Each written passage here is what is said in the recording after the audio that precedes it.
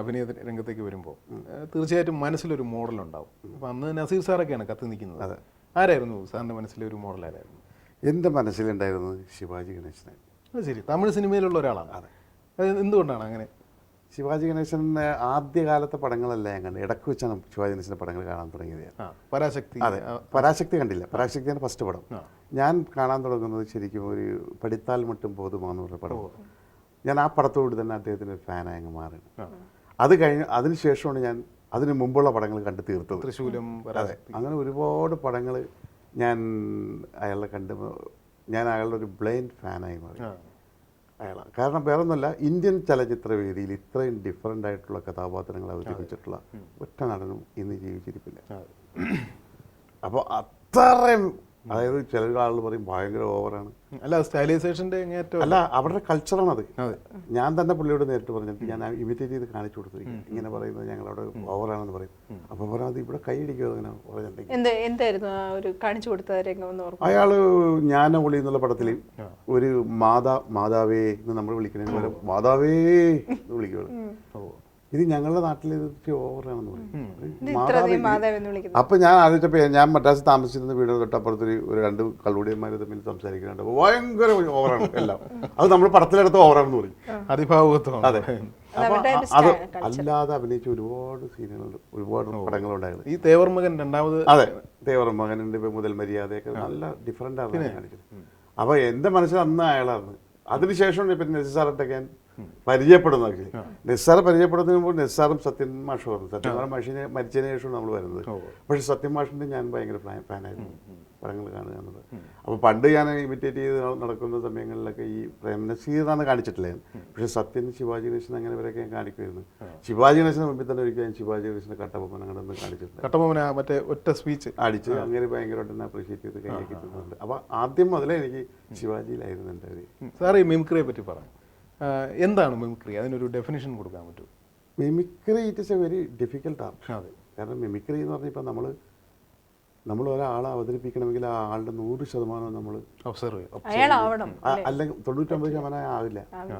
100% അയാളായിട്ട് തന്നെ വന്നാൽ അത് ഇപ്പോൾ നമ്മൾ ശിവാജി ഗണേശനെ തന്നെ അഭിനയിക്കണമെങ്കിൽ ശിവാജി ഗണേശൻ്റെ ചലനങ്ങളും ശബ്ദങ്ങളും മൂവ്മെൻറ്റുകളും നമ്മളുടെ മുഖത്ത് ശിവാജി ഗണേശനും വരും ഓട്ടോമാറ്റിക്കലായിട്ട്. കൊച്ചിനെ പലരും അങ്ങനെ പറഞ്ഞിട്ട് ഞാൻ അഭിനയിക്കുമ്പോഴൊക്കെ നിങ്ങൾ മുഖത്ത് തന്നെ വരുമ്പോൾ ഇങ്ങനെ വരുമല്ലോ എന്ന് പറയും. അത് വന്ന നമ്മൾ വരുത്തുന്നതല്ല, നമ്മൾ അത്രയും ഇൻവോൾവ്മെൻ്റ് അതിൽ വരുമ്പോഴാണ് അത് വരുള്ളൂ. അല്ലെങ്കിൽ അത് മിമിക്രി അല്ല. ഇപ്പം ഈ കോട്ടയം നസീർ കൊച്ചിൻ ഹനീഫ കാണിക്കുമ്പോൾ ഇതേ ഇൻവോൾവ്മെന്റ് വരുന്നുണ്ടെന്ന് തോന്നുന്നുണ്ടോ? എനിക്ക് ചിലപ്പോഴും അവന്റെ മുഖത്ത് കാണാറുണ്ട് ഞാൻ എന്റെ ഫേസ്. അങ്ങനെ തോന്നാറുണ്ട് ചില സമയത്ത് മീശയൊക്കെ ചുരുട്ടി വെച്ചിട്ട്. അപ്പോൾ എനിക്ക് തോന്നുന്നത് വെച്ചാൽ ഞാൻ എൻ്റെ ഈ ഇവിടുത്തെ വിങ്സ് ആണ് എൻ്റെ കൈ ഇങ്ങനെ, എനിക്ക് അടുക്കില്ല കൈ, എനിക്ക് കൈ അടുക്കില്ലായിരുന്നു. പക്ഷെ അവരത് കുറച്ച് കാണിക്കും. അതെപ്പോഴും നമ്മൾ എന്ത് ക്യാരക്ടറിനെ ഇമിറ്റേറ്റ് ചെയ്യുമ്പോൾ സ്വല്പം ഒന്ന് എക്സാജറേറ്റ് ചെയ്യും. എപ്പോഴെങ്കിലും പറഞ്ഞിട്ടുണ്ടോ അതിനെപ്പറ്റി? ഞങ്ങളത് സംസാരിക്കാറുണ്ട്. ബന്ധുവല്ലോ ആണോ അത്? സാറിന്റെ മനസ്സിലെ ഈ ഒരു സിനിമ എന്ന് പറഞ്ഞ സ്വപ്നം വന്ന ആ ഒരു കാലഘട്ടം, അതിന് മുമ്പുള്ള ജീവിതം ഒന്ന് പറയൂ. സിനിമ എന്ന് പറഞ്ഞാൽ ഞാനൊരു ഫുട്ബോൾ പ്ലെയർ ആയിരുന്നു ആദ്യം. അപ്പോൾ ഒരു ദിവസം അപ്പോൾ കളിക്കാൻ പോകരുത്, എന്തെങ്കിലും അടി കൊള്ളും അല്ലെങ്കിൽ കേട് പറ്റുമെന്നൊക്കെ പറഞ്ഞ് ഫാദർ വഴക്ക് പറയും. അപ്പോൾ ഒരു ദിവസം ഞാൻ തട്ടി വീണ് എൻ്റെ തള്ളുപേരിൽ ഇങ്ങനെ മടങ്ങിപ്പോയി. അപ്പോൾ അന്ന് എനിക്കൊരു അന്ന് ഞാനൊരു 8th പഠിക്കുമ്പോഴാണ്, 8th അല്ല 7th പഠിക്കുമ്പോഴാണ്. എറണാകുളം. കൊച്ചിൻ ഹനീഫ. അതെ, കൊച്ചിൻ കോർപ്പറേഷൻ. എന്നിട്ട് വീണ പറഞ്ഞ ഫാദർ എന്നെ ഒരുപാട് വഴക്ക് പറഞ്ഞു. അപ്പം ഞാൻ ആലോചിച്ച് ഇതിപ്പോൾ നിർത്തിക്കളഞ്ഞാൽ പിന്നെ വേറെന്താ പണി.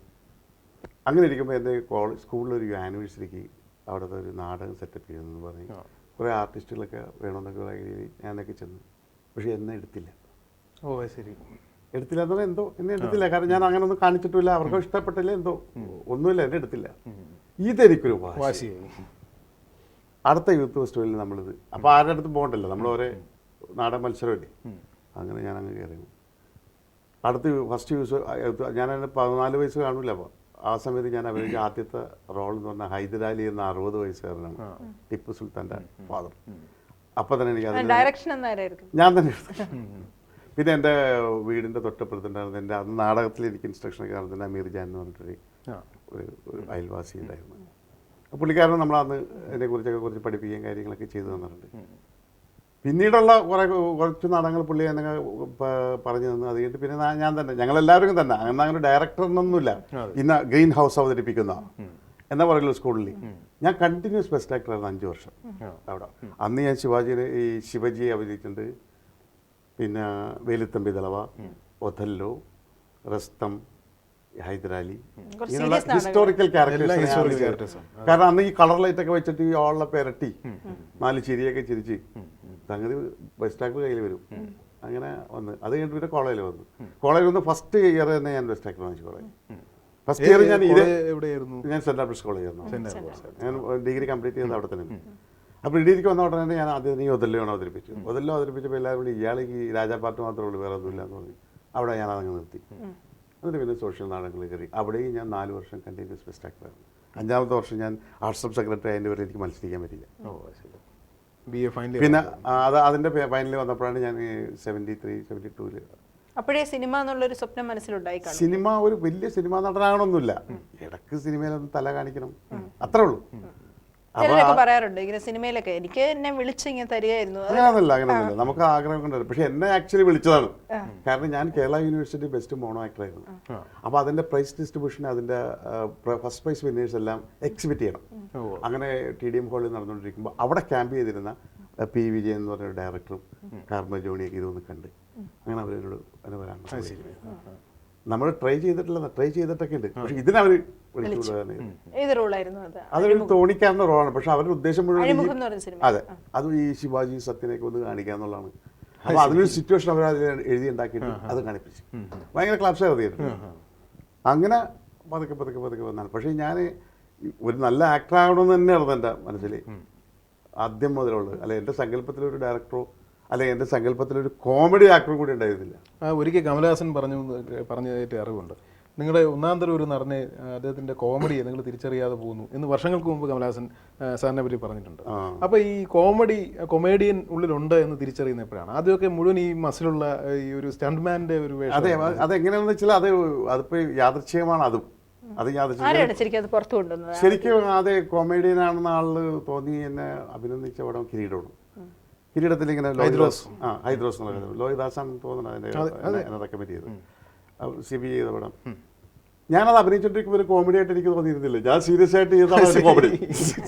അതിൽ കോമഡി ഞാൻ സീരിയസ് ആയിട്ട് ചെയ്തതാണ്. അവിടെ മുതൽ പിന്നെ വരുന്നതെല്ലാം കോമഡി ക്യാരക്ടേഴ്സാണ്. അപ്പൊ ഞാൻ നോക്കിയാൽ പിന്നെ ഒന്ന് അറിയിക്കലേ അത് വിചാരിച്ചു. അപ്പൊ അതിൽ നിന്ന് ഞാൻ മനസ്സിലാക്കിയത് ഈ ബലാത്സംഗവും ഫൈറ്റും അടി ഇടിവായിട്ട് നടക്കുന്ന വില്ലനെ ഒറ്റ പടം കൊണ്ട് കൊമേഡിയനാക്കി മാറ്റാൻ സാധിക്കും. പെട്ടെന്ന് സ്നേഹം വരുന്നു. അതാണ് ഈ കഥാപാത്രങ്ങളുടെ ശരിക്കും ആൾക്കാരുടെ ഇടയിൽ ആ ഒരു എന്ത് പറഞ്ഞ കുറച്ചും കൂടെ ഒരു സ്നേഹവും വാത്സല്യവും ഒക്കെ തോന്നി തുടങ്ങില്ലേ? അതെ, അത് കൊമേഡിയിലാണ് ആയിട്ടുള്ളത്. അല്ലെങ്കിൽ ചില ആൾ നമ്മളെ കണ്ട് നോക്കിയില്ല. ഇതിപ്പോ കാണുന്നതിന് മുമ്പ് ചിരി വരും, അവർക്ക് ചിരിച്ചു പോകും. അപ്പൊ ഞാൻ ആദ്യം എന്നെ കളിയാക്കണമെന്ന് തോന്നും. പക്ഷെ അവർ ചിരിക്കുന്നതിന് എന്താ സത്യമാണ് അവർ കണ്ടിട്ടുള്ള പടം ഇഷ്ടം കൊണ്ടാണ്. പല തലമുറകളിലുള്ള നായകന്മാരുമായിട്ട് സാർ അഭിനയിച്ചിട്ടുണ്ട്. ഇങ്ങേ അറ്റത്ത് കുഞ്ചാക്കോ ബോബൻ മനസ്സിൽ ഇപ്പോഴും ഏറ്റവും കൂടുതൽ മനസ്സിൽ ഒരു പ്രതിഷ്ഠ കിട്ടിയിരിക്കുന്ന നടന്മാർ അല്ലെങ്കിൽ വ്യക്തിത്വങ്ങൾ ആരൊക്കെയാണ്? വ്യക്തിത്വങ്ങൾ എന്ന് പറഞ്ഞിട്ടുണ്ടെങ്കിൽ പല ബന്ധങ്ങളാണ് ഈ വന്നിരിക്കുന്നത്. ഇപ്പം പ്രേംനസീർ സാറായിട്ടും നമ്മൾ പരിചയമുണ്ട്, ഒന്നിച്ച് അഭിനയിച്ചിട്ടുണ്ട്. എൻ്റെ 1-2 കഥകളൊക്കെ അങ്ങനെ അഭിനയിച്ചിട്ടുണ്ട്. പിന്നെ മധു സാറുണ്ട്. മധു സാറ് എൻ്റെ ഡയറക്ഷനിൽ തന്നെ മധു സാർ അഭിനയിച്ചിട്ടുണ്ട്. അപ്പം ഇവരൊക്കെ എല്ലാവരും വളരെ വ്യത്യസ്തരാണ്. ആരും അങ്ങനെ ഒരു കമ്പയർ ചെയ്യാനൊന്നും പറ്റൂല നമുക്ക്. അവിടെ നിന്ന് അപ്പം നസീർ സാറെന്നൊക്കെ പറഞ്ഞിട്ടുണ്ടെങ്കിൽ നമ്മൾ നസീർ എന്ന് പറയുമ്പോൾ തന്നെ നമ്മൾ എഴുന്നേറ്റ് പോകും. അപ്പം പിന്നെ അദ്ദേഹത്തിനെ കണ്ടാൽ എഴുന്നേക്കാതിരിക്കാൻ പറ്റും. അത്രയധികം നമ്മൾ ബഹുമാനിച്ചു തന്നൊരു വ്യക്തിയാണ്. അദ്ദേഹം മരണസമയത്ത് ഞാനവിടെ ഉണ്ടായിരുന്നു. അദ്ദേഹത്തിൻ്റെ ബോഡി കൊണ്ടുപോയി അവിടെ നിന്ന് ആദ്യം ഞാൻ കുളിപ്പിക്കുകയൊക്കെ ചെയ്ത് ഞാനൊക്കെ ചേർന്നു. ഞാനും നവാസ് സാറൊക്കെ ചേർന്നാണ്. അപ്പോൾ അതൊക്കെ ഒരു ഭാഗ്യമായിട്ട് എനിക്ക് തോന്നി. കാരണം ഞാൻ അന്ന് ഈ അദ്ദേഹത്തിൻ്റെ മുഖത്തിങ്ങനെ ഈ വെള്ളം ഒഴിച്ചിട്ടിങ്ങനെ തടവുമ്പോഴൊക്കെ ഞാൻ ആലോചിക്കുമായിരുന്നു എത്ര മണിക്കൂർ ഈ ശരീരം ഇനി ഈ ഭൂമിയിലുണ്ടാവും എന്നാലോചിക്കുമായിരുന്നു. അത്ഭുതകരമായ ഒരു സംഭവം, ആദ്യത്തെ വെള്ളം ഇങ്ങനെ ഒഴിക്കുമ്പോൾ തൊട്ടവിടുത്തെ പള്ളിയിലെ ബാങ്ക് കേട്ട്. അത് ചില സിനിമകളിൽ മാത്രമേ അങ്ങനെ സംഭവിക്കാറുള്ളൂ. അത്ഭുതം തോന്നിപ്പോയി ആ സംഭവം. അങ്ങനെ ഇതിഹാസം എന്നുള്ള പടത്തിലാണ് പുള്ളി ആദ്യം ഹീറോയിട്ട് അഭിനയിക്കുന്നത്. അവിടെ മുതൽ നല്ല ബന്ധമാണ് അയാളായിട്ട്. അതുപോലെ മത്സാറായിട്ടും നല്ലത്. പിന്നെ സോമേട്ടനൊക്കെ അതിൻ്റെ ക്ലോസ് ഫ്രണ്ട്സാണ്. സോമേട്ടൻ, സുമാരൻ, പിന്നെ സത്യമാഷൊക്കെ നേരത്തെ മരിച്ചുപോയാണല്ലോ ജയനായിട്ട് നല്ല റിലേഷൻഷിപ്പാണ്. ജയനായിട്ട് ഞാൻ പല പടങ്ങളിൽ അഭിനയിച്ചിട്ടുണ്ട്, നല്ല റോളുകളായിട്ട് ചെയ്തിട്ടുണ്ട്. അത് മുതൽ ഇപ്പോൾ മമ്മൂട്ടി, മോഹൻലാൽ, സുരേഷ് ഗോപി അങ്ങനെ ഒരുപാട് എല്ലാവരായിട്ട് എനിക്ക് തോന്നുന്നത് നല്ല ബന്ധമാണ്. ആരായിട്ടും അങ്ങനെ ഒരു അകൽച്ചയോ അല്ലെങ്കിൽ അവരുടെ ഒരു ഒന്നുമില്ല, എല്ലാവരോടും നല്ല അഭിപ്രായം. എങ്കിലും അനുകരണീയം എന്നൊക്കെ തോന്നിയ ചില ക്വാളിറ്റീസ് ചിലരിൽ കണ്ടിട്ടില്ല. ഒന്ന് തീർച്ചയാണ്, ഇന്നത്തെ കാലഘട്ടത്തിൽ നിൽക്കുന്ന ഈ മമ്മൂട്ടി, മോഹൻലാലിൻ്റെ പെർഫോമൻസുകൾ തന്നെയാണ് മലയാള ചലച്ചിത്രത്തിൽ ഏറ്റവും വലിയ പെർഫോമൻസ്. ഒരുപക്ഷെ അതിൻ്റെ സ്റ്റൈല് മാറി, അതിൻ്റെ നാച്ചുറാലിറ്റി മാറി, അങ്ങനെ എന്തൊക്കെയോ മാറിയിട്ടുണ്ടാവും. പക്ഷെ അത് പറയാതിരിക്കാനുള്ളതില്ല. അവരുടെ ആ കാലഘട്ടത്തിൽ വന്നിരിക്കുന്ന സിനിമയൊന്ന് തെളിഞ്ഞതെന്ന് തോന്നുന്നുണ്ടോ? അതെ, ഇപ്പോൾ അവരാണല്ലോ ഇവിടുത്തെ നാഷണൽ അവാർഡുകൾ വാങ്ങിക്കാൻ തുടങ്ങിയത്. അതെ, അതിനു വേണ്ടി ഒരു മത്സരം അവരുടെ ഇടയിലുണ്ട്. അതാണ് അതിൻ്റെ ഏറ്റവും വലിയത്. എനിക്ക് വാങ്ങണം എന്നുള്ളൊരു, അത് പണ്ട് അങ്ങനെ കണ്ടിരുന്നില്ല. ഒരുപാട് വിജയ ആന്റണി ഉണ്ട്, അത് കൊട്ടാരക്കര ശ്രീനാരായണൻ, അവർ നല്ല ആക്ടേഴ്സാണ് അവരൊക്കെ. പക്ഷെ അവർക്കൊന്നും അങ്ങനെ ഇതല്ല, നമുക്ക് ഇത്തവണ നാഷണൽ അവാർഡ് വാങ്ങിക്കണം എന്ന് അവർ പ്ലാൻ ചെയ്യുന്നുണ്ട് എല്ലാവരും. അതിപ്പോൾ ഞാൻ നോക്കിയിട്ട് ഇപ്പോൾ മണിക്ക് ഒരു അവാർഡ് കിട്ടിയ ശേഷം ഇപ്പോൾ പലരും ഹീറോസ് അല്ലാത്തവർ തന്നെ പ്ലാൻ ചെയ്യുന്നുണ്ട്. കഥാകൃത്ത് വന്നത് ജീവിക്കാൻ വേണ്ടി വന്നതാണ്. ആക്ച്വലി ഞാൻ ബേസിക്കലി ഒരു റൈറ്റർ ഒന്നും അല്ല. കാരണം അങ്ങനെ ഒരു സങ്കല്പമൊന്നും എൻ്റെ അടുത്ത് ഉണ്ടാവുന്നില്ല. ഞാനിങ്ങനെ ഒരുപാട് പടങ്ങൾ ഞാൻ എഴുതിയിട്ടുണ്ട്. ഒരു സായി പ്രൊഡക്ഷൻസ് എന്ന് പറഞ്ഞ ഒരുപാട് നല്ല ഹിറ്റ് പിക്ചേഴ്സ് ആയിട്ടുള്ള ഒരു ബാനർ ഉണ്ടായിരുന്നു. ആർ ശ്രീനിവാസൻ മരിച്ചുപോയി പുള്ളി. അപ്പോൾ അവിടെ VP സാരഥി എന്ന് പറഞ്ഞൊരു അദ്ദേഹത്തിൻ്റെ ഒരു മരുമകൻ എൻ്റെ ഒരു ഫ്രണ്ടായിരുന്നു. ഒരു റൈറ്റർ അവർക്ക് വേണമെന്ന് പറഞ്ഞിട്ട് ഞാൻ ഭരണിക്കാവ് ശിവകുമാർ സാറിനെ ഇൻട്രൊഡ്യൂസ് ചെയ്തു. പുള്ളി അവിടെ പോയി സംസാരിച്ചിട്ട് പുള്ളിക്ക് അത് ബുദ്ധിമുട്ടാണെന്നൊക്കെ പറഞ്ഞ് മാറിയപ്പോൾ അവർക്ക് പടം എടുക്കാനുള്ള സമയം എടുത്തു വന്നപ്പോഴത്തേക്ക് ഇത് എന്ത് ചെയ്യും എന്നുള്ളൊരു പ്രശ്നമായിട്ട്. അപ്പോൾ ഞാൻ ഈ ഭരണിക്കാവോട് ഇങ്ങനെ ഡിസ്കസ് ചെയ്യുന്നത് കണ്ടപ്പോൾ ഈ സാരഥിക്ക് എന്നോടൊരു സംശയം തോന്നി. ഇയാളുടെ എഴുതിയാൽ ശരിയാവുമോ എന്ന് പറഞ്ഞിട്ട് ഇയാളൊരു 2 സീൻ എന്നോട് എഴുതാൻ പറഞ്ഞു. അത് ശരി. ഞാൻ എഴുതി കൊടുത്തു. 2 സീൻ കൊടുത്തപ്പോൾ 10 സീനുകൾ എഴുതാനായിട്ട്. അപ്പോൾ 10 സീൻ ഞാൻ എഴുതി. 10 സീൻ എഴുതി കഴിഞ്ഞപ്പോൾ അതിൻ്റെ R ശ്രീനിവാസനും AP രാജവും അത് വായിച്ചത് കുഴപ്പമില്ല, നിങ്ങൾ തന്നെ എഴുതുന്നു. അവൾ ഒരു ദേവാലയം, നസീറും ഷീലയും നസീർ സാർ. ഞാൻ അവസാനം ഒരു സംഭാഷണം ചെയ്ത ഇങ്ങനെയാണ് ഞാനായത്. ഇങ്ങനെ ആയിപ്പോയതാണത്. അപ്പോഴൊന്ന് ഒരെണ്ണത്തിന് എനിക്ക് നല്ല എൻകറേജ്മെൻറ്റ് കിട്ടിയപ്പോൾ പിന്നെ ഞാൻ അതിന് വേണ്ടി ശ്രമിക്കാൻ തുടങ്ങി. അങ്ങനെ ഞാൻ അത് അവരുടെ ബാനറിലെല്ലാം തന്നെ ഞാൻ എഴുതിയത്. അവളുടെ ദേവാലയം, രാജു റഹീം, ഇരുമ്പഴികൾ, അടിമച്ചങ്ങല, താളം തെറ്റി താരാട്ട് എൻ്റെ തിരക്കഥാ സംഭാഷണം. അത് ആ കാലത്ത് ഏറ്റവും വലിയ ഹിറ്റായിരുന്നു. വലിയ ആർട്ടിസ്റ്റുകളൊന്നും ഇല്ലാതെ രാജ്കുമാർ എന്ന് പറഞ്ഞ ബാലൻ കെ നായരൊക്കെ വെച്ചിട്ട് അതോടുകൂടി ഞാനങ്ങ് വലിയ അറിയപ്പെടുന്ന ആളായിട്ട് പലരും പറഞ്ഞു. എനിക്ക് തോന്നിയില്ല, പലരും പറഞ്ഞപ്പോൾ ഞാൻ ഓട്ടോമാറ്റിക്കിനെ വന്ന്. പിന്നെ ജോഷി ഞാനോടൊരു ബന്ധമുണ്ടായിരുന്നു. അത് ഞങ്ങളൊരു ഒരു ഒരു ഒരു ഒരു എന്താ പറയുക, സഹപ്രവർത്തകരല്ല, സഹോദരന്മാരാണ്. ഒരേ പാത്രത്തിൽ ആഹാരം കഴിച്ചു വന്നിട്ടുള്ളതാണ് ജോഷി ഞാനെന്ന് പറഞ്ഞു. അപ്പോൾ ജോഷിക്ക് ഒരു കഥ വേണ്ടി വരുമെന്ന് പറഞ്ഞപ്പോൾ ജോഷിയുടെ ഒരു പ്രശ്നങ്ങൾ വന്നപ്പോഴാണ് ഇതിഹാസം എന്ന് പറഞ്ഞൊരു കഥ ഞാനായിട്ട് പറയുന്നത്. അത് വന്ന് ആരംഭം വന്ന് കൊടുങ്കാറ്റ് എന്നൊരു പടം വന്ന്, പിരിയില്ല നാം, സന്ദർഭം, ധന്യ, ധീര എന്നൊരു പടം, പിന്നെ ഇണക്കിളി, അങ്ങനെ ഒരുപാട് പടങ്ങൾ, ഉമാനിലയം, അങ്ങനെ ഒരുപാട് പടങ്ങൾ അങ്ങനെ ആദ്യത്തേക്ക് എഴുതി. പക്ഷെ അതെല്ലാം അവിടെ നിന്ന് എൻ്റെ സങ്കല്പത്തിലില്ല അങ്ങനെ ഒരു റൈറ്ററൊന്നും. അതെല്ലാം എൻ്റെ ജീവിതത്തിൽ വന്നിരിക്കുന്ന എല്ലാം തന്നെ യാദൃശ്യമാണ്. അത് ഞാൻ എപ്പോഴും ഞാൻ വളരെ ഈശ്വരവിശ്വാസിയായിട്ടുള്ളൊരു കലാകാരനാണ്, സംശയമൊന്നുമില്ല. ഈ യാദൃശ്ചികത തന്നെയാണോ സംവിധാനത്തിലേക്കും വരാൻ? യാതൊരു സംശയമില്ല, ഒരിക്കലുമില്ല. കാരണം എൻ്റെ അവസാനം ഞാൻ എഴുതിയ പുറത്താൾക്ക് വേണ്ടി എഴുതിയ കഥയാണ് സന്ദർഭം. ജോഷി ഞാൻ എടുക്കുമ്പോൾ ജോഷി ഡയറക്ടർ, ഞാനൊരു റൈറ്ററാണെന്നല്ലാതെ ഒരു ഡയറക്ടർ ആകുക എന്നുള്ളത് എൻ്റെ സങ്കല്പത്തിലില്ല.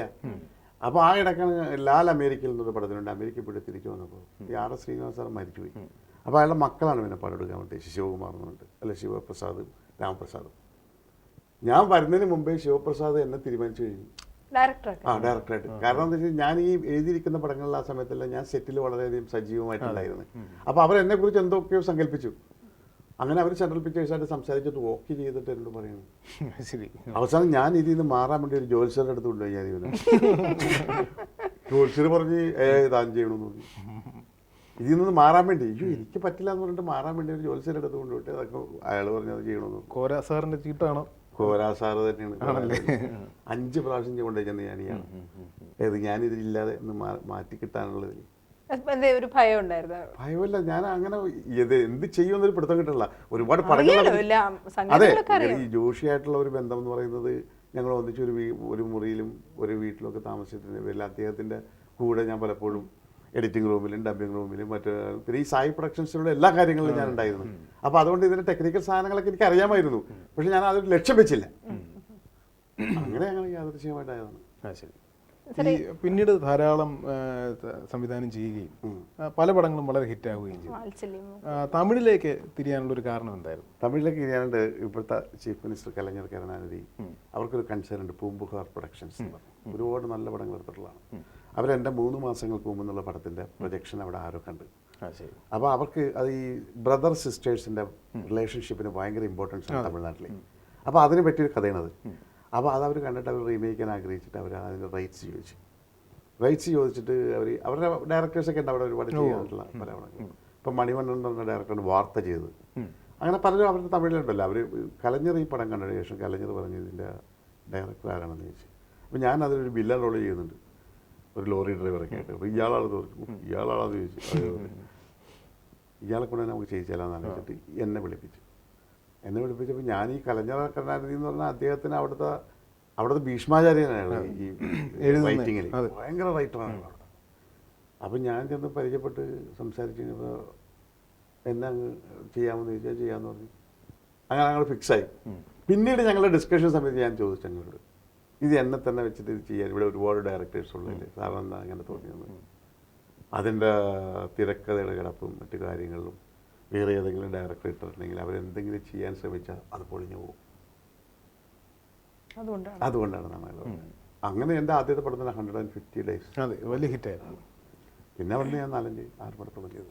അവിടുത്തെ ഏറ്റവും പ്രസിദ്ധമായതും താങ്കളെ ഏറ്റവും ശ്രദ്ധിച്ചത് മഹാനദിയാണല്ലോ, അതിൻ്റെ അനുഭവം എന്ന് പറയുന്നത്? മഹാനദി എന്ന് പറയുന്നത് എൻ്റെ ഒരു പടത്തിൻ്റെ റീറിക്കോർഡിങ് കമലഹാസൻ ഇളയരാജ കാണാൻ വേണ്ടി വന്നു. തമിഴ് നല്ല വശമാണോ അത് ചോദിച്ചിട്ട്? ഞാൻ തന്നെ സംസാരിക്കുന്നത്. ഞാൻ തന്നെ സംസാരിക്കുന്നത്. അതൊക്കെ എനിക്ക് കുറച്ച് ഈ ശിവാജി ഗണേശനിൽ നിന്ന് കിട്ടിയിട്ടുള്ളതാണ്. ശിവാജി ഗണേശൻ്റെ പടങ്ങളിൽ നിന്ന് വന്നപ്പോൾ കെ ബാലചന്ദ്രൻ്റെ പടമൊക്കെ ഞാൻ വളരെയധികം കാണാറുള്ളതാണ്. അപ്പോൾ ഇയാളിത് കണ്ടിട്ടപ്പോൾ എന്നെ പരിചയപ്പെടുത്തി ഇളയരാജ. പോവുകയും ചെയ്തു. ഒരു ദിവസം എന്നോട് ചോദിച്ചു, നിങ്ങൾ വേറെ പടങ്ങളൊന്നും ഡയറക്റ്റ് ചെയ്യണില്ലേ? ഒരു വലിയ മമ്മൂട്ടി ഒരു പടം പ്ലാൻ ചെയ്യണമെന്ന് പറഞ്ഞാൽ ഞാനൊരു കഥ പറഞ്ഞു. കഥ പറഞ്ഞപ്പോൾ അയാൾ കേട്ടിരുന്നെല്ലാം കഴിഞ്ഞിട്ട് സലാം പറഞ്ഞ് പോന്നു. പിറ്റേ ദിവസം എനിക്ക് ഇളയരാജ സാറിൻ്റെ അടുത്തൊരു കമ്പോസിങ് ഉണ്ടായിരുന്നു. അവിടെ ചെന്നപ്പോൾ എന്നോട് ഇളയരാജ സാർ ചോദിച്ച് കമലിനെ കണ്ടിരുന്നാന്ന് ചോദിച്ചു. നമ്മൾ ഇന്നലെ ഞങ്ങൾ യാദൃശ്യമായിട്ട് കാണാൻ തോന്നി. കഥ പറഞ്ഞു തന്നു. അത് ഞാൻ പ്രൊഡ്യൂസ് ചെയ്യാം, നമുക്ക് തമിഴിലെടുക്കാം, നിങ്ങൾ നായകനായിട്ട് അഭിനയിക്കുമെന്ന് എന്നോട് ചോദിച്ചു. നമ്മൾ എൻ്റെ പൊന്നു സാർ ചതിക്കല്ലേ, ഞാൻ മലയാളത്തിൽ ഇങ്ങനെ ഒരു പടം പ്ലാൻ ചെയ്തുകൊണ്ടിരിക്കുന്നത്, അതുകൊണ്ട് അത് വേണ്ടാന്ന് പറഞ്ഞു. അല്ല, കമലിനായിട്ട് പറഞ്ഞ എന്നോട് അയാളുടെ പടമൊന്നും ഞാൻ കണ്ടിട്ടില്ല, ഡയറക്റ്റ് ചെയ്യണമെന്നും കാര്യങ്ങളൊന്നും കണ്ടിട്ടില്ല, പക്ഷേ ഈസ് എ വണ്ടർഫുൾ ആക്ടർ എന്ന് പറയുമ്പോൾ വെറുതെ പറഞ്ഞ എന്ന് പറഞ്ഞു. അപ്പം ഞാൻ അങ്ങനെ ഇപ്പം ഞാൻ ഒരിക്കൽ BJP ഒരു പടത്തിൽ ഷൂട്ടിങ് നടക്കുമ്പോൾ എനിക്കൊരു ഫോൺ വരും. എന്നെ കമൽ എന്ന് പറഞ്ഞ റിസപ്ഷനിൽ ചീട്ട് കൊടുത്തയച്ചു. ഞാൻ വായിച്ചപ്പോൾ കമൽ, ഞാൻ വിചാരിച്ചത് നമ്മുടെ ഡയറക്ടർ കമലാണെന്ന് വിചാരിച്ചു. ഞാൻ ബ്രേക്കിന് വന്നിട്ട് ഞാൻ കമലിനെ വിളിച്ചു. ഈ നമ്പറും കൊടുത്തിട്ടുണ്ടോ? നമ്പർ ഞാനിവിടെ നിന്ന് എന്താ കമലെന്ന് ചോദിച്ചു. അപ്പോൾ പറയും ഞാൻ കമലഹാസനാണ് എന്ന് പറഞ്ഞു. അപ്പോൾ പുള്ളിക്കൊരു പ്രത്യേകത ഉണ്ട്. നമ്മൾ തമിഴിൽ അങ്ങോട്ട് പറഞ്ഞാൽ പുള്ളി മലയാളത്തിൽ. അപ്പോൾ എനിക്ക് വൈകുന്നേരം ഒന്ന് കാണണം നിങ്ങളെന്ന് പറഞ്ഞിട്ട് എന്താണെന്ന് വെച്ചപ്പോൾ എനിക്ക് കാര്യമുണ്ടെന്ന് പറഞ്ഞു. അങ്ങനെ വൈകുന്നേരം വണ്ടി അയച്ച് ഞാൻ അവിടെ ചെന്നപ്പോൾ ഒരു കഥ പറയുന്നത് കഥ പറഞ്ഞിട്ട് ഇങ്ങനെ മഹാനദിയുടെ കഥ ഇങ്ങനെ എല്ലാം പറഞ്ഞിട്ട് പറഞ്ഞു. നല്ല അക്ഷരമാണ്, നല്ല പദമാണ്, നന്നായിട്ട് വന്നിട്ടുണ്ട്, കൊള്ളാം. അതിൽ ഈ ധനുഷ് എന്ന് പറയുന്ന കഥാപാത്രത്തിൽ ആരിടാന്ന് ചോദിച്ചു. ഞാൻ ഒട്ടും താമസിച്ചില്ല നാസർ എന്ന് പറഞ്ഞു. ഒട്ടും താമസിക്കാതെ ഞാൻ പറഞ്ഞു നാസർ ക്ലീനാണെന്ന് പറഞ്ഞു. അല്ലെങ്കിൽ വേറെ ആരിടാന്ന് ചോദിച്ചു. അല്ലെങ്കിൽ ഇപ്പോൾ പെട്ടെന്ന് പറയാൻ എനിക്ക് പറ്റില്ല, എനിക്ക് പെട്ടെന്ന് കറക്റ്റായിട്ട് തോന്നണം ഇത്രയ്ക്കും ആയിട്ടുള്ളൊരു നാസർ ചെയ്താൽ അത് ഭയങ്കര ഡിഫറൻ്റ് ആയിരിക്കും എനിക്ക് തോന്നുന്നത്. പക്ഷെ ഞാനൊരാളെ ഫിക്സ് ചെയ്ത് പോയി. അത് എന്ത് ചെയ്യുമെന്ന് ചോദിച്ചു. അവർ ആരെയെന്ന് ചോദിച്ചു. രാധാരവി ആരാന്ന് ചോദിച്ചു. അല്ല, കൊച്ചിൻ അനീഫാന്ന്. ശരി. ഞാൻ അപ്പോൾ എനിക്കാണെങ്കിൽ ഈ പടത്തിൻ്റെ ഡയറക്ഷനും കാര്യങ്ങളൊക്കെ ആയിട്ടുള്ള സമയത്ത് ഏത് വർക്കായിരുന്നു? മലയാളത്തിൽ അല്ല, തമിഴിൻ്റെ പടത്തിലാണ് ബാസിലൊരു വെണ്ണിലാന്ന്. അപ്പോൾ അങ്ങനെ പറഞ്ഞു തന്നപ്പോൾ ഞാൻ പറയാം നല്ലോണം ആലോചിച്ചിട്ടാണ് എന്നെ പറയണത് ചോദിച്ചത്. നല്ലോണം ആലോചിച്ചിട്ടാണ് 5 ക്യാരക്ടേഴ്സ് ഇതിലുള്ളത്. അത് ഞാനിത് എഴുതും, അയാളാണ് എൻ്റെ റൈറ്റർ, എഴുതുമ്പോൾ നിങ്ങളെ കണ്ടുകൊണ്ടുതന്നെ എഴുതിയത്. അങ്ങനെ അങ്ങ് അഭിനയിച്ച് പോയി. പിന്നെ എപ്പോഴും എന്നെ കണ്ടിട്ടുണ്ടെങ്കിൽ അയാൾ ഏതെങ്കിലും പടത്തിലൊക്കെ അവന് വർക്ക് ചെയ്യണം അങ്ങനെ എങ്ങനെയാണെന്നൊക്കെ എപ്പോഴും പറയും. ഞാൻ പിന്നെ പുറത്ത് അഭിനയിക്കുന്നത് നല്ല കൺസേൺ നോക്കി അഭിനയിക്കുള്ളൂ. ഇപ്പോൾ ശങ്കറിൻ്റെ മുതൽ വല്ല ഞാൻ അഭിനയിച്ചു. ഇപ്പം മണിരത്ന സാറിനോട് പറഞ്ഞിട്ടുണ്ട് അവിടെ. പിന്നെ കെ ബാലചന്ദ്രൻ്റെ 2 പടത്തിൽ ഞാൻ അഭിനയിച്ചിട്ടുണ്ട്. എല്ലാം വളരെ നല്ല ഡയറക്ടേഴ്സും ഒക്കെയാണ്.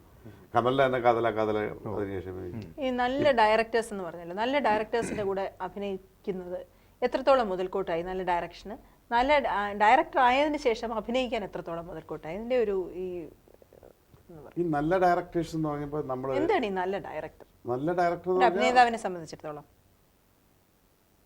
അഭിനേതാവിനെ സംബന്ധിച്ചിടത്തോളം ഒരു പോർഷനേ ഉള്ളൂ ഡയറക്ടർക്ക്. അയാൾ അഭിനയിപ്പിക്കുക, കഥാപാത്രമായിട്ട് മാറ്റുക എന്നുള്ളത്. ഡയറക്ടർ സംവിധാനം ചെയ്യുക എന്നുള്ള പറഞ്ഞിട്ടുണ്ടെങ്കിൽ ആ ടോട്ടാലിറ്റിയാണ്. ആ പടത്തിൻ്റെ എല്ലാം ചെയ്യുന്ന ആളുടെ പേരാണ് കറക്റ്റ് പരിപൂർണമായ ഒരു സംവിധായകൻ. ഒരു ആർട്ടിസ്റ്റ് എന്ന് പറഞ്ഞാൽ അയാൾക്ക് കിട്ടുന്ന കഥാപാത്രങ്ങളെ കറക്റ്റായിട്ട് യൂട്ടിലൈസ് ചെയ്യുന്ന ആ ഒരു സെക്ഷൻ മാത്രം. അത് നമ്മളൊരു ഡയറക്ടറാണെങ്കിൽ തന്നെ നമ്മൾ ഒരു ആക്ടർ എന്നുള്ള നമ്മളൊരു കൺസേൺ ചെല്ലുമ്പോൾ ഡിഫറെൻ്റ് ആയിട്ടുള്ള ഒരുപാട് ഡയറക്ടേഴ്സിലൂടെ നമുക്ക് ഓരോ ലെസൻസാണ്. അതെ, ഇപ്പോൾ ജോഷിയുടെ കൂടെ വർക്ക് ചെയ്യുമ്പോൾ വേറൊരു ടൈപ്പ്, ജോഷിയുടെ കൂടെ ഒരു അത്ഭുതകരമായ ഒരു സംഭവമാണ്. ജോഷിയുടെ അടുത്ത ഷോട്ട് എന്താണെന്ന് നമുക്ക് മനസ്സിലാകാൻ പറ്റില്ല. ശരി. നേരെ കുറിച്ച് മറ്റ് ചില ആളുകൾ കൂടെ വർക്ക് ചെയ്യുമ്പോൾ നമുക്ക് അടുത്ത ഷോട്ട് അറിയാൻ പറ്റും ഇന്നതാണെന്നല്ല. നമ്മളും ഇത് പഠിച്ചിട്ടുള്ളതിൻ്റെ പേരിൽ ജോഷിയുടെ ഒരിക്കലും മനസ്സിലാവുന്നതാണല്ലോ പറയാൻ പറ്റും. അങ്ങനെ ഇപ്പോൾ വളരെ ഇൻവോൾവ് ആയിട്ടുള്ള കുറച്ച് ഡയറക്ടേഴ്സ് ഉണ്ട്, അല്ലാത്ത എല്ലാവരും ഇൻവോൾവ് തന്നെ.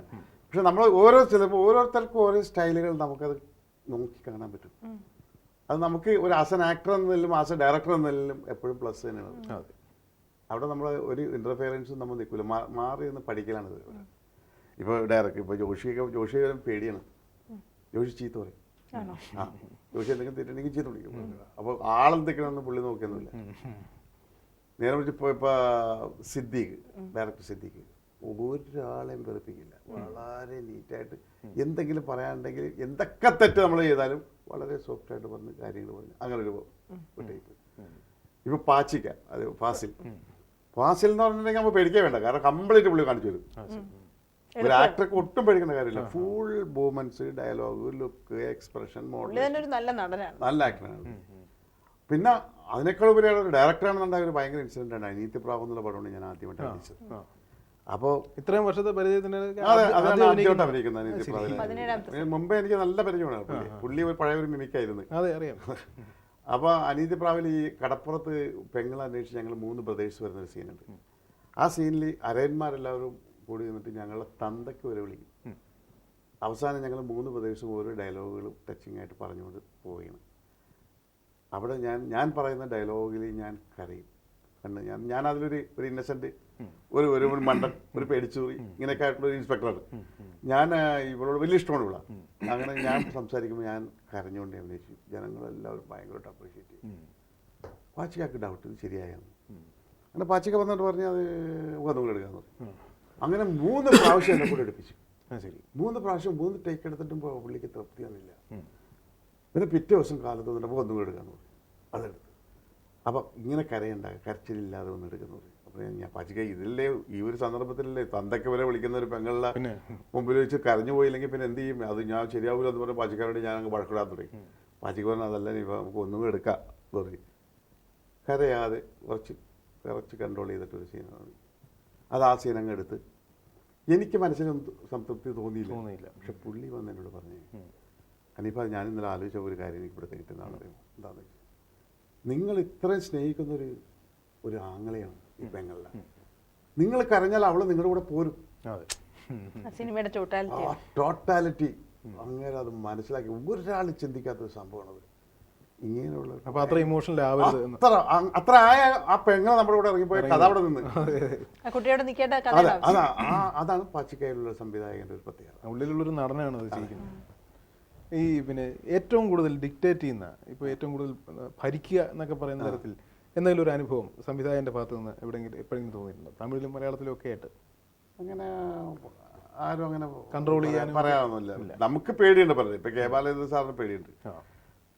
അങ്ങനെ ചിലപ്പോൾ കർണക്കുറ്റിക്കൽ അടിക്കുന്ന ഞങ്ങളുടെ ഒരു ആർട്ടിസ്റ്റ് ഒറ്റ അടിയാൻ കൊടുക്കും. കമലഹാസൻ എന്തോ തെറ്റിച്ചിട്ട് ഒരിക്കൽ അവന് കൊടുത്ത പണിഷ്മെന്റ് എന്താണെന്ന് അറിയുമോ? 1 ആഴ്ച ക്ലാപ്പ് അടിക്കാൻ. പഴയ കാലത്ത് ഭയങ്കര അയാളുടെ കൂടെ ഭയങ്കര അസിസ്റ്റന്റ് പോലെ നിന്നത്. 1 ആഴ്ച നീ ക്ലാപ്പ് അടിയിടാന്ന് പറയും. അങ്ങനെ പണിഷ്മെന്റ് കൊടുത്തത്. അതൊരു പേടിയാണ്. അപ്പൊ ചെല്ലുമ്പോൾ തന്നെ ഈ ഡയലോഗ് മുഴുവൻ ബൈഹാർട്ട് പഠിച്ചിട്ട് അങ്ങനെ മുമ്പിലേക്ക് പോയി ഒരു പ്രശ്നമില്ല. എന്നോട് ഭയങ്കര ഇഷ്ടമാണ്. എന്റെ മുമ്പിൽ വെച്ച് തമിഴിനെ അടിച്ചത് ഞാനുമായിട്ടുള്ളത്. കാരണം പാറ ഒരു മലയാളി നല്ല പേശുന്നത് ഈ പേശലെ അടിച്ചത്. നല്ല ഡയറക്ടേഴ്സിന്റെ ഗുണങ്ങൾ പറഞ്ഞല്ലോ. താങ്കൾ ഡയറക്ടർ ആയിരിക്കുമ്പോൾ എങ്ങനെയാണ്? എനിക്ക് ഏറ്റവും വലിയൊരു കുഴപ്പമുണ്ട്. ഞാനും കൂടി അഭിനയിക്കുന്ന ഒരു രംഗമാണെങ്കിൽ അടുത്ത കഥാപാത്രം പറയുന്ന ഡയലോഗിന് ഞാൻ ലിപ്പ് കൊടുക്കും. പറഞ്ഞോണ്ടിരിക്കുകയാണെങ്കിൽ ഞാൻ ഇങ്ങനെ കൊടുക്കും. ഇങ്ങനെ പല സീനുകളും കട്ട് ചെയ്തിട്ടുണ്ട്. പിന്നെ ഈ ആർട്ടിസ്റ്റ് ആയതിന്റെ പേരിൽ ഈ ആർട്ടിസ്റ്റുകളൊക്കെ നല്ല ബന്ധമായതിന്റെ പേരിൽ നമുക്ക് ഒരിക്കലും അങ്ങനെ ഒരു ഇത് തോന്നില്ല. ഇപ്പൊ മമ്മൂട്ടി ആണെങ്കിൽ തന്നെ ഞാൻ ബെഡിൽ നിന്ന് പിടിച്ച് വലിച്ചിട്ട് വരും ചില സമയത്ത്. ഉറങ്ങി കിടക്കുന്ന ബൊക്കി എടുത്ത് ഞാൻ ബാത്റൂമിലേക്ക് എല്ലാവരുമായിട്ടും ഞാൻ മമ്മൂട്ടിയായിട്ടും ലാലായിട്ടും സുരേഷായിട്ടൊക്കെ നല്ല അടുപ്പമാണ്. അങ്ങനെ നമുക്കൊരു അങ്ങനെ ഒരു പ്ലസ് ഉണ്ട് നമുക്ക് ഒരു ആക്ടർ ആയതിന്റെ പേരിൽ. അതുകൊണ്ട് അതിന്റെ ഒരു ബുദ്ധിമുട്ട് തോന്നാറില്ല. ചിലപ്പോഴൊക്കെ അങ്ങനെ ഇപ്പൊ വഴക്ക് പറയും. രാത്രി ഞാൻ വഴക്ക് പറയാനില്ല. ഞാൻ മാക്സിമം റിഹേഴ്സലിലൂടെ അത് തിരുത്തിയിരിക്കും. ഞാൻ വേറൊരു കാര്യം ചോദിക്കണം. ഇപ്പൊ ഇത്ര ഈ കൊച്ചിക്കാരെല്ലാം കൂടി ഇതാക്കും വാഴുകയാണ്. നിങ്ങളുടെ സ്ലാങ്ങും ഇത് കോമഡിയിലും എല്ലാം ഈ ഒരു സ്ലാങ് ഒരുപാട് സഹായിച്ചിട്ടില്ലേ? സ്ലാങ് അത് ഞാൻ ചെയ്തിരിക്കുന്ന ചില കഥാപാത്രങ്ങൾക്ക് ആ സ്ലാങ്ങുകൾ യോജിച്ചു വന്നിട്ടുണ്ട്. പക്ഷെ അത് ആൾക്കാരുടെ തന്നെ ഒരു ഈ സ്ലാങ്ങിന് ഒരു പ്രത്യേക ഒരു താല്പര്യം ഉണ്ടായി വരികയാണ് കേരളത്തിൽ. ഇപ്പൊ ഈ പുതിയതായിട്ട് വന്നതിന്റെ പേരിൽ പണ്ട് അങ്ങനെ പിന്നെ ആ ഭാഗത്തുനിന്ന് കുറെ കൂടുതൽ ഇപ്പൊ ഒരുപാട് ആർട്ടിസ്റ്റുകൾ ആ ഭാഗത്തുനിന്ന് വരുന്നുണ്ട്. അതിന്റെ പേരല്ലേ ഇപ്പൊ ഈ പഞ്ചാബി ഹൗസ് എന്നൊക്കെ പറഞ്ഞ പക്ക കൊച്ചിയാണ്. അതിപ്പോ റാഫി മക്കാർട്ടിനും സിദ്ദീഖൊക്കെ കൊച്ചിയാണ്. അപ്പൊ അവരുടെ എഴുതി വെക്കുന്ന സാധനങ്ങളും പിന്നെ ബാക്കി നമ്മളുടെ കൂടി പോകുമ്പോഴത്തേക്കും ശരിയായി കൊച്ചിയായി. അപ്പൊ ഇവിടെ മറ്റുള്ള ആൾക്ക് ഇതിനു മുമ്പ് കാണാത്തതിന്റെ പേരിൽ അതൊരു പുതുമ. വളരെ എൻജോയ് ചെയ്ത സിനിമയാണ് പഞ്ചാബി ഹൗസ്.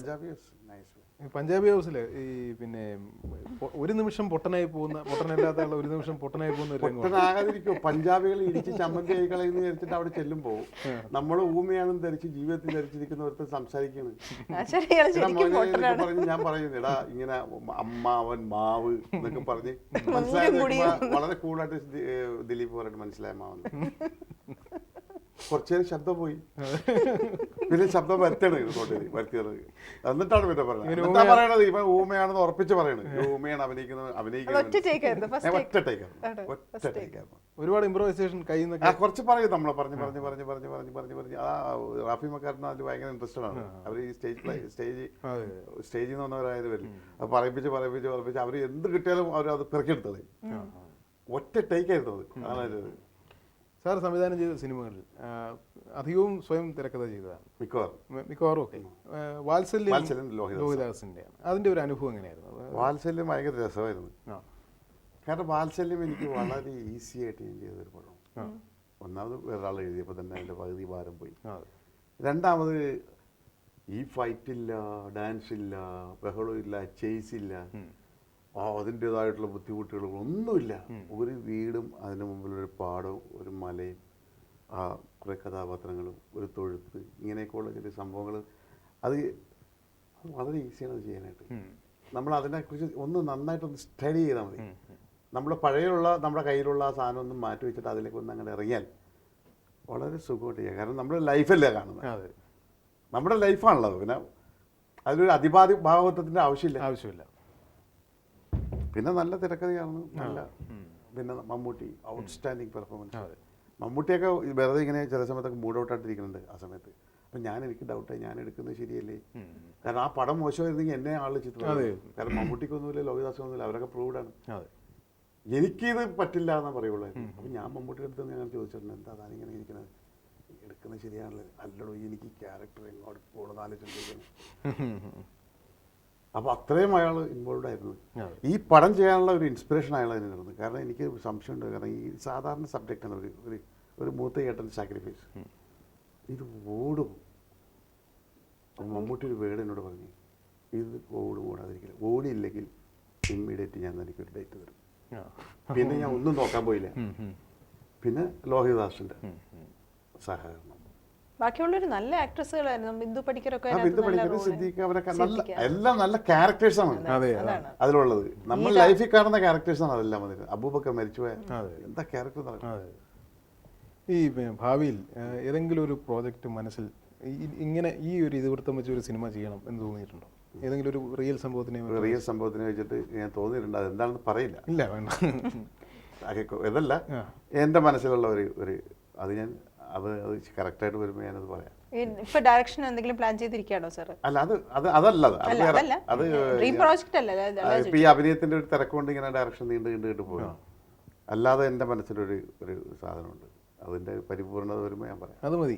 അങ്ങനെ ഒന്നുണ്ട് എനിക്ക് ഡെഫിനറ്റ്. ഇപ്പൊ അഭിനയിച്ചിരിക്കുന്ന സിനിമകൾ ഇപ്പൊ അഭിനയിച്ചിരിക്കുന്ന എല്ലാം നല്ല ബെസ്റ്റ് ക്യാരക്ടർ. ഇപ്പൊ ദുബായിലുള്ള ഒരു വിക്ടർ സെബാസ്റ്റ്യൻ എന്ന് പറയുന്നത് എൻറ്റയർലി ഡിഫറെന്റ് ആണ്, വില്ലൻ ക്യാരക്ടർ.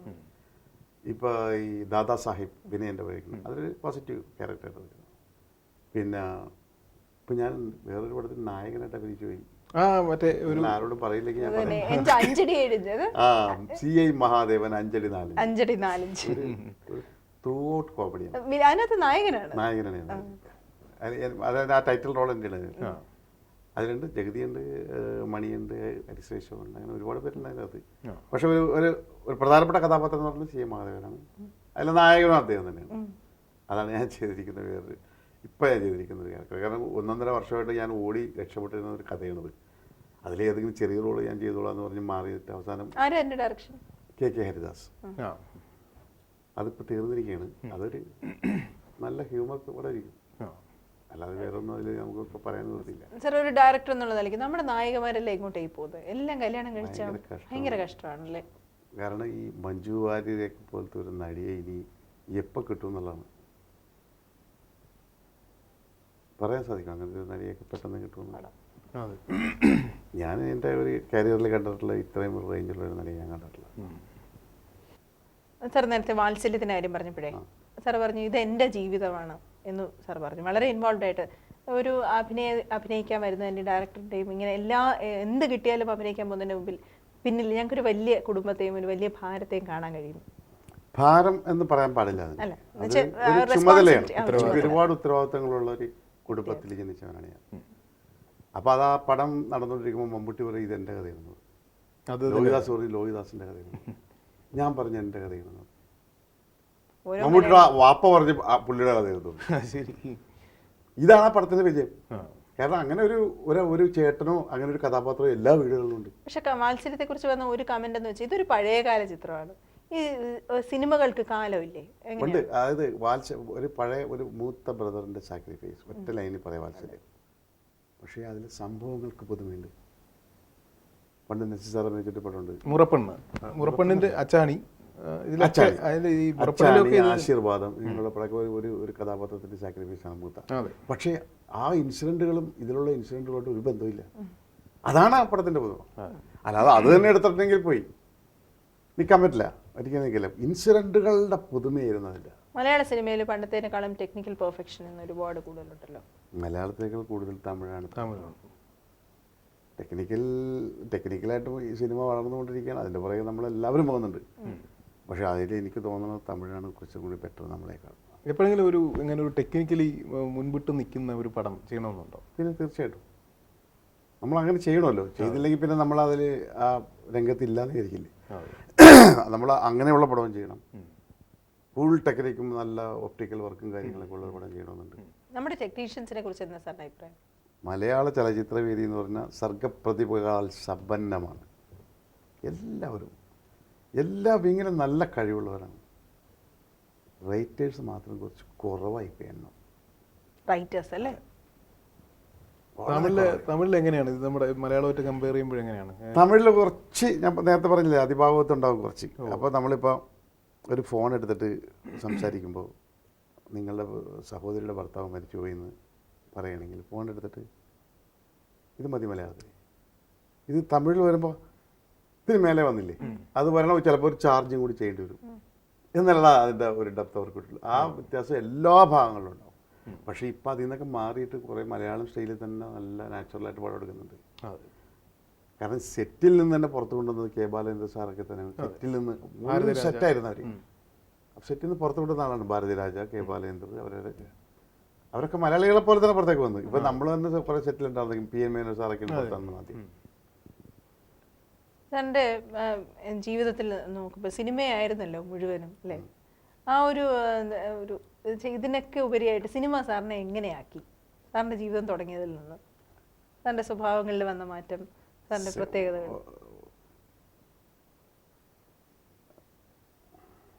സിനിമ എന്ന് പറഞ്ഞാൽ നമ്മൾ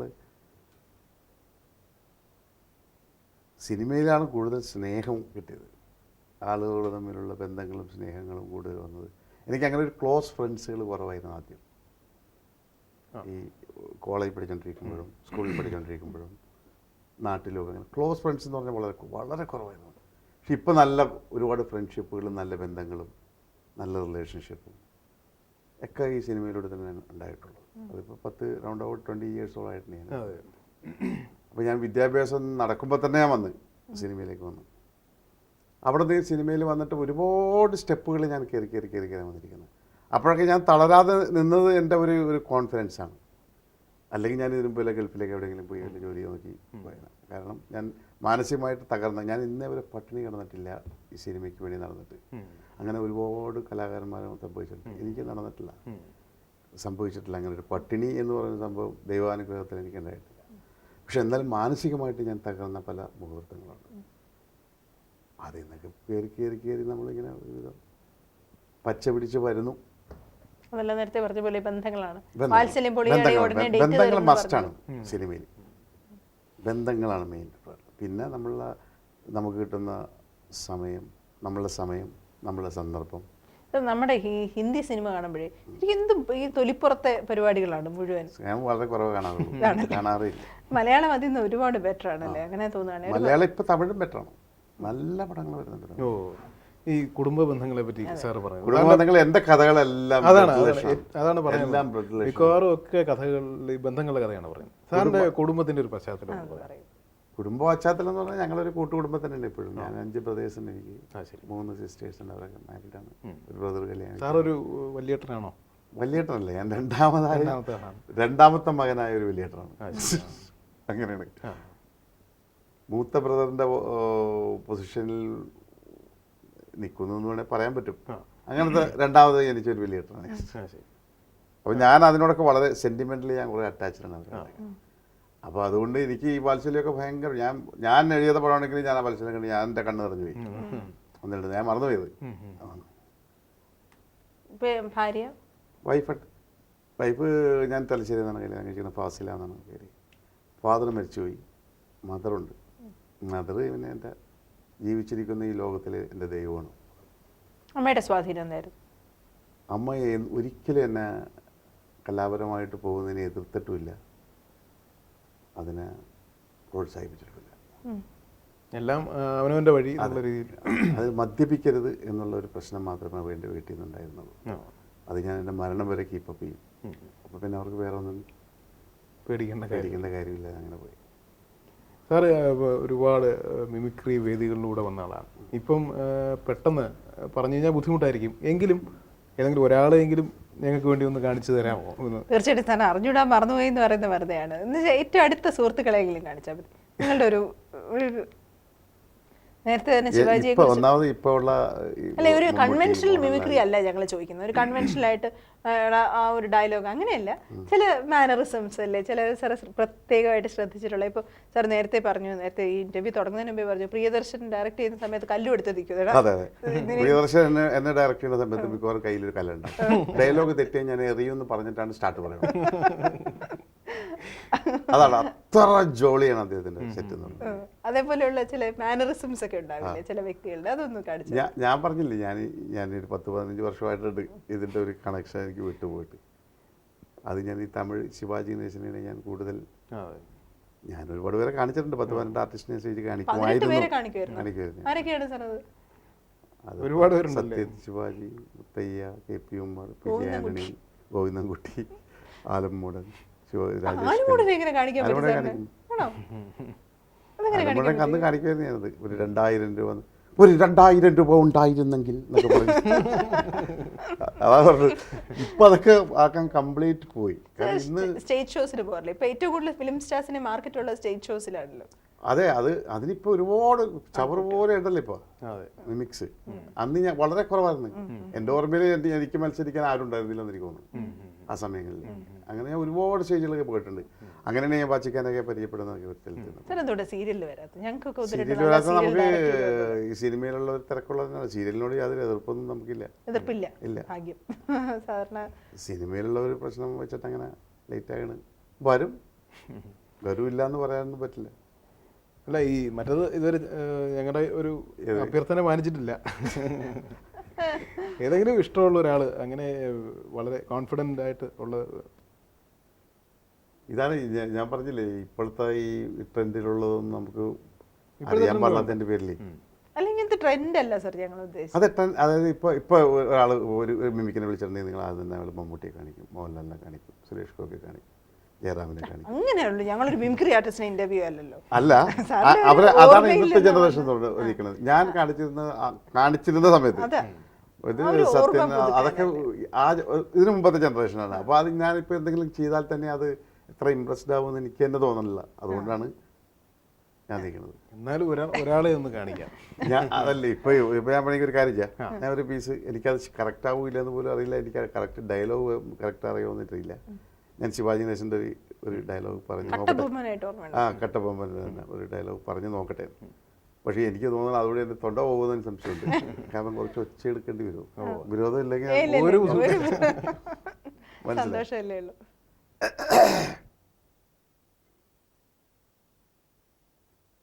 நீர்த்தானோ ஜாக்சன் துறை என்பவனோ கிஸ்தி திரை வரி வட்டி வேடிக்கை வானம் பொழிகிறது, பூமி விளைகிறது, உனக்கு என் கொடுப்பது கிஸ்தி.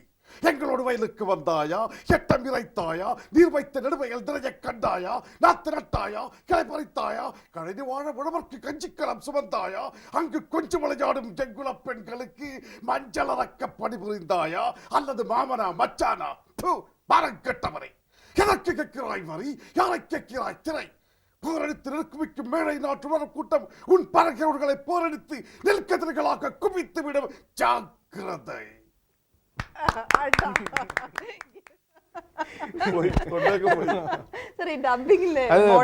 ഇതിനിടയ്ക്ക് ഇംഗ്ലീഷുകാരുടെ ബീറ്റ് ചെയ്ത് തലമുടിയൊക്കെ ഇങ്ങനെ പറക്കൂല്ലേ.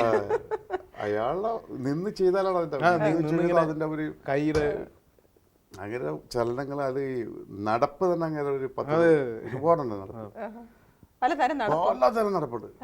പല പടങ്ങളിലും പല സ്റ്റൈലിൽ നടക്കുന്നതാണ്. 9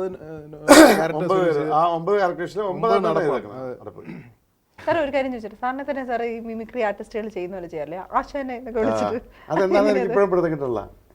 കാരണം ഞാൻ ഈ അടുത്തൊരു കാസറ്റിന് വേണ്ടി ഞാൻ ഡബ് ചെയ്യാൻ ചെന്നപ്പോൾ ആ ചേതന എന്ന് പറഞ്ഞ് ചെയ്തപ്പോൾ അതിൻ്റെ റെക്കോർഡിസ്റ്റ് എന്നോട് പറഞ്ഞു, ഏയ് നിങ്ങളുടെ വോയിസ് ഉണ്ട്, നിങ്ങളുടെ വോയിസ് പറ ശരിയായിട്ട്.